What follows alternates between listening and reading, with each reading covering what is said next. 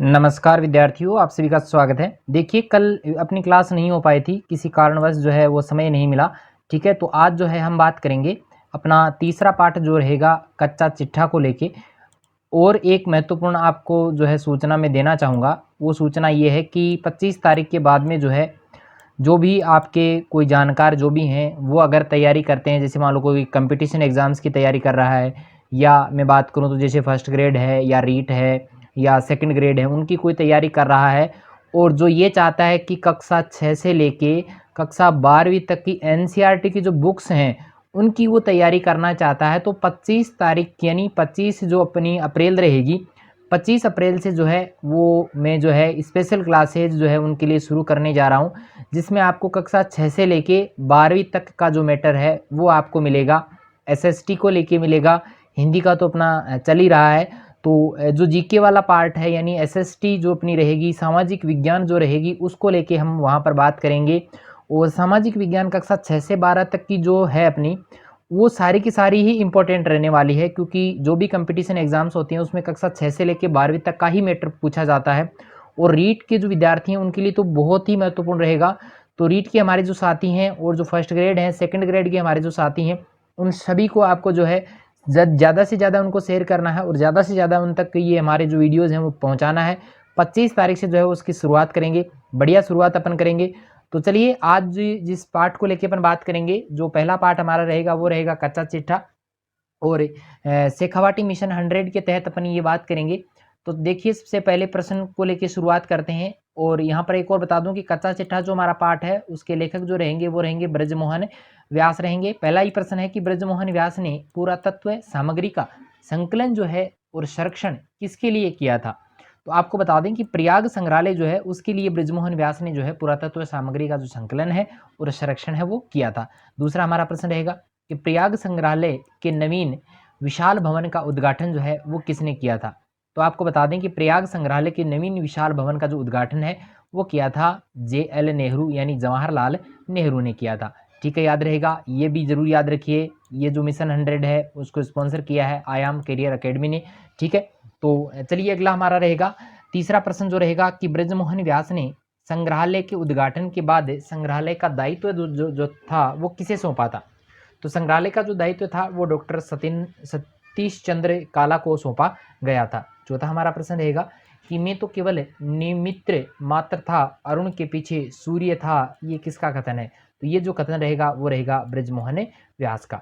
चलिए, हमारा पांचवा प्रश्न है कि बुढ़िया ने मूर्ति देने के बदले कितने रुपए लिए थे। तो बुढ़िया ने मूर्ति के बदले आपको पता होगा कितने लिए थे, 2 रुपए लिए थे। छोटा ही प्रश्न है, समझ में आ गया होगा। चलिए, हमारा छठा सवाल है कि कौशाम्बी और पसोवा नगर जो है वो क्यों प्रसिद्ध माने जाते हैं। तो कौशाम्बी और पसोवा जो नगर हैं वो बौद्ध और जैन धर्म के प्राचीन धर्मों के प्राचीन तीर्थों के लिए भी प्रसिद्ध माने जाते हैं। सातवां हमारा प्रश्न रहेगा कि कच्चा चिट्ठा किस विधा में लिखा गया है।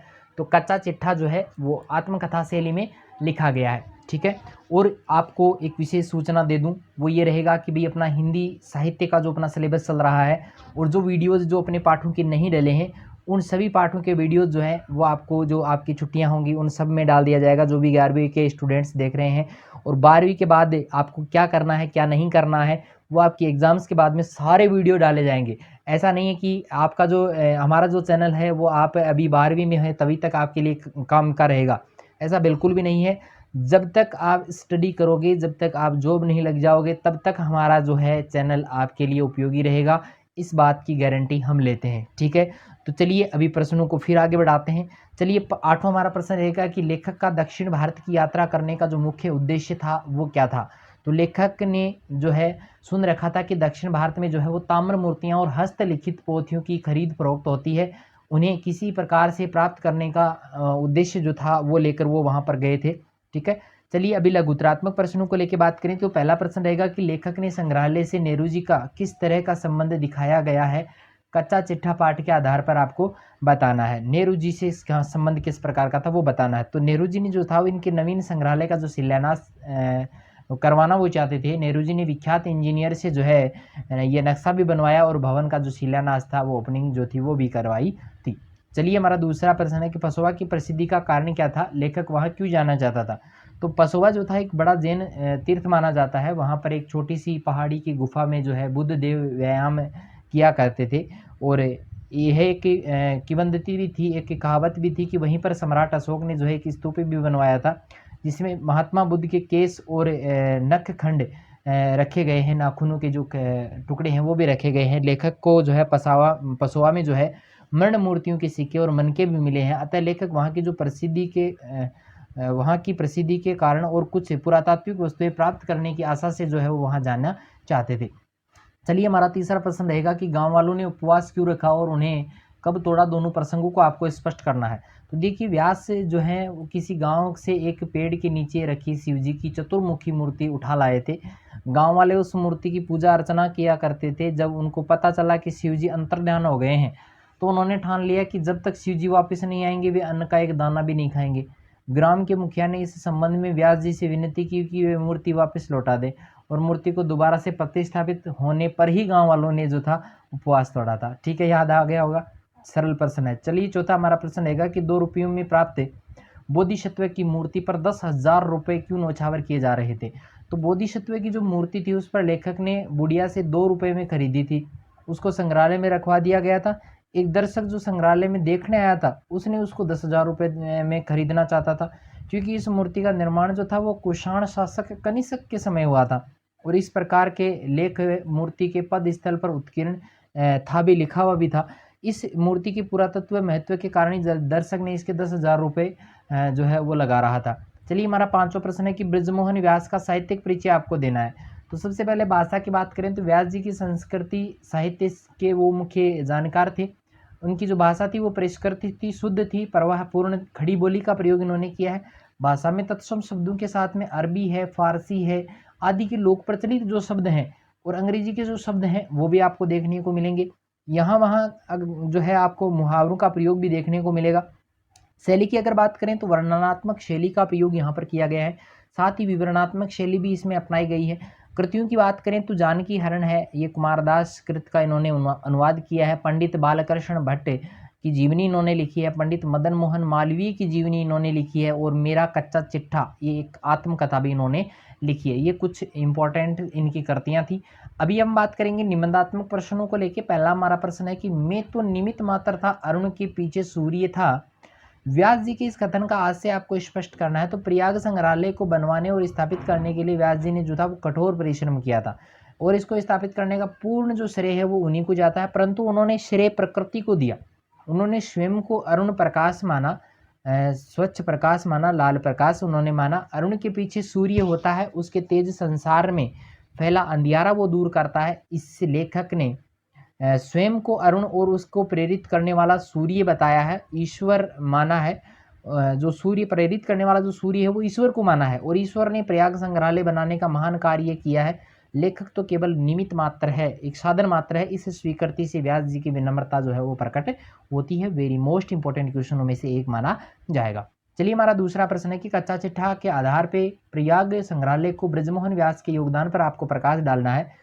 तो व्यास जी ने जो है पुरातत्व सामग्री को एकत्रित करने का काम किया था। व्यास जी की प्राचीन वस्तुओं का संग्रह करने की जो थी दिलचस्पी थी, उसको खाक के छानते हुए इधर उधर फिरते थे।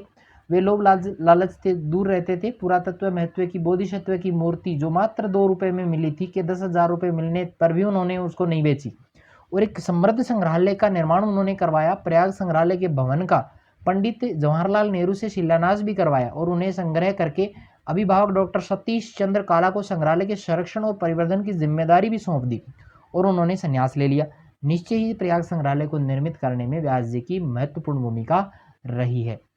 ठीक है, चलिए हमारा जो अगला पार्ट रहेगा वो रहेगा संवदिया, और लेखक इसके जो रहेंगे वो रहेंगे फणीश्वर नाथ रेणु। संवदिया का मतलब होता है संदेशवाहक। तो देखिए यहाँ पर संवदिया का अर्थ पूछा गया है पहले ही सवाल में कि संवदिया का अर्थ क्या है। तो संवदिया संदेशवाहक जो संवाद को हूबहू जैसा है, जैसा अगले ने दिया है वैसा का वैसा उसी भाव विचार के साथ में सुनाता है, जिसे जैसा भेजा गया है, तो उसे कहते हैं संवदिया। ठीक है, दूसरा सवाल है कि संवदिया किस विधा की कहानी है तथा इसका मूलभूत गुण आपको बताना है। तो संवदिया जो है वो फणीश्वर नाथ रेणु द्वारा लिखित आंचलिक कहानी मानी जाती है। इसका मूलभूत गुण जो है वो मानवीय संवेदना है। तीसरा प्रश्न है कि माँ ने बड़ी बहुरिया के लिए क्या क्या भेजा था। तो माँ ने बड़ी बहुरिया के लिए थोड़ा सा चूड़ा और बासमती का धान यानी चावल वो भेजे थे। ठीक है, याद रहेगा। चलिए चौथा हमारा प्रश्न है कि गांव के लोग संवदिया को क्या समझते थे। तो गांव के लोग जो है, गांव के लोगों के अंदर संवदिया को लेकर एक गलत धारणा थी कि संवदिया का काम, संवदिया जो है वो कामचोर है, निठल्ला है, पेटू लोग ही कर सकते हैं। उनका मानना था कि जिनके न आगे नाथ न पीछे पगहा, यानी आगे पीछे जिनके कोई नहीं होता, वही लोग ऐसा काम करते। इस प्रकार की जो धारणा थी वो गांव के लोगों में थी। पांचवा हमारा प्रश्न है कि संवदिया पाठ में संवदिया का नाम क्या है। तो संवदिया को कहा गया है हरगोविंद। ठीक है, चलिए अगला प्रश्न है कि फणीश्वर नाथ रेणु का जन्म कब और कहाँ होता है। तो फणीश्वर नाथ रेणु का जो जन्म है 1921 में आरोही हिंगना जिला पूर्णिया बिहार में होता है। चलिए हमारा सातवां प्रश्न है कि हरगोविंद संवाद को लेकर कहाँ गया था। तो हरगोविंद जो था वो संवाद को लेकर बड़ी बहू के मायके जो है वो जाता है। आठवां हमारा सवाल है कि हरगोविंद को अचरज क्यों होता है, आश्चर्य क्यों होता है। तो जब बड़ी बहुरिया ने हरगोविंद को बुलाया तो उसे आश्चर्य हुआ कि अब तो गांव गांव में डाकघर खुल गए हैं, ऐसे में संवदिया का क्या काम है, आज तो आदमी घर बैठे ही लंका तक की खबर भेज सकता है, तो मुझे क्यों बुलाया। उसका कारण जो था वो ये था, अचरज इसलिए हुआ था हरगोविंद को। अगला सवाल है कि हरगोविंद जो था वो संवदिया कहाँ का रहने वाला था, कहाँ रहता था वो। तो जलालगढ़ का वो रहा है। ठीक है, जलालगढ़ उसका स्थान था। दसवां हमारा प्रश्न है कि मोदियाइन काकी किस नाम से चिढ़ती थी। तो मोदियाइन काकी जो थी वो काबुली कायदा नाम से जो है वो चिढ़ा करती थी। ठीक है, ये बहुत बार आया है। ठीक है, दूसरा हमारा सवाल है कि बड़ी बहू का संदेश सुनकर हरगोविंद की आंखें क्यों छलछला आई। संक्षेप में आपको बताना है, वेरी मोस्ट इंपॉर्टेंट क्वेश्चनों में से एक है। हरगोविंद जो है वो एक सहृदय व्यक्ति था। बड़ी बहू ने जब उसे अपनी मार्मिक की व्यथा सुनाई तो वह भी भावुक हो गया और उसने बड़ी बहू को हिम्मत बंधाई। उसे ये जानकर दुख हुआ कि बड़ी हवेली की सारी शानो शौकत जब समाप्त हो गई और बड़ी बहू को खाने के लिए भी लाले पड़ रहे हैं, जिस परिवार के लिए बड़ी बहू ने अपना सारा जीवन न्यौछावर कर दिया, वो अब उसकी सुध भी नहीं लेते हैं। बड़ी बहू की दीन दशा देखकर हरगोविंद जो है उसकी आंखें भर आती हैं। दूसरा हमारा सवाल रहेगा कि बड़ी हवेली की बड़ी बहुरिया ने हरगोविंद को क्यों बुलाया था। तो पत्नी का स्वर्गवास होने के बाद बड़ी बहुरिया, ये पत्नी नहीं है भाई, पति है ना। ठीक है, स्वर्गवास होने के बाद बड़ी बहुरिया के परिवार ने उसको अकेला छोड़कर शहर में अपना आवास बना लिया। तीनों देवर बड़ी बहू के सारे जेवर छीनकर ले गए, जिससे उसकी आर्थिक स्थिति जो थी वो खराब हो गई थी। इसलिए वह अपने घर संदेश भेजना चाहती है, वे उसे अपने पास बुला लें, कि भाई घर वाले उसको अपने पास बुला लें, यहाँ पे बहुत दुख दर्द में वो जी रही है। तीसरा हमारा सवाल है कि बड़ी बहुरिया की दयनीय दशा के कारण आपको बताने हैं। तो देखिए, पति का असामयिक निधन होने से परिवार का जो अनुशासन था वो भंग हो जाता है, ये एक प्रमुख कारण था। दूसरा कारण है कि देवरों ने लड़ाई झगड़े से घर के सारा सामान जो था उसका बंटवारा कर लिया। तीसरा है कि रेयतों ने ज़मीन पर दावा करके ज़मीन जो थी उससे भी इनको बेदखल कर दिया था। ठीक है, चौथा हमारा सवाल है कि बड़ी बहुरिया का संवाद हरगोविंद क्यों नहीं सुना सका। तो हरगोविंद जो था एक कुशल संवदिया था, लेकिन उसको लगा कि बड़ी बहू को अपने मायके में बच्चों की जो जूठन है वो खानी पड़ेगी। बड़ी बहू का संदेश था कि अगर उसे शीघ्र नहीं बुलाया तो वह पोखर में कूदकर जान दे देगी। ये संदेश हरगोविंद ने नहीं सुना पाया। उसको लगा कि बड़ी बहू तो गांव की लक्ष्मी है, अगर वह मायके में रही तो पूरे गांव की भी बदनामी हो सकती है, इसलिए उसने संवाद जो था उसको मायके में नहीं सुनाया था। चलिए हमारा पांचवा प्रश्न है कि फणीश्वर नाथ रेणु का साहित्यिक परिचय आपको देना है। ठीक है, तो देखिए रेणु जी जो थे वो हिंदी के प्रसिद्ध आंचलिक उपन्यासकारों में से एक माने जाते हैं और इनकी रचनाओं द्वारा जो है उपन्यास सम्राट प्रेमचंद की विरासत को भी इन्होंने जो है वो आगे बढ़ाया है। भाषा की बात करें तो अत्यंत सशक्त व संवेदनशील भाषा का प्रयोग किया है। संप्रीण संप्रेषणीयता व भावानुकूलता इनकी भाषा में रही है और भाषा जो थी वो आंचलिक शब्दों अंचल विशेष क्षेत्र विशेष के शब्दों और मुहावरों का प्रयोग इन्होंने सफलतापूर्वक इसमें किया है। शैली की बात करें तो वर्णनात्मक शैली है और व्यंग्य शैली है, आत्मकथा शैली भी आपको मिलेगी। इनकी रचनाओं में संवाद शैली का भी प्रयोग आपको जो है मिल जाएगा। कृतियों की बात करें तो उपन्यास है, एक तो मेला आंचल है, प्रति परिकथा है। कहानियों की बात करें तो ठुमरी है, अग्निखोर है, आदिम रात्रि की महक है, तीसरी कसम उर्फ मारे गए गुलफाम है। ठीक है, छठा हमारा सवाल रहेगा कि बड़ी बहुरिया का संदेश देने में हरगोविंद ने क्या क्या शारीरिक मानसिक कष्ट सहे और क्यों, पाठ के आधार पर आपको बताना है।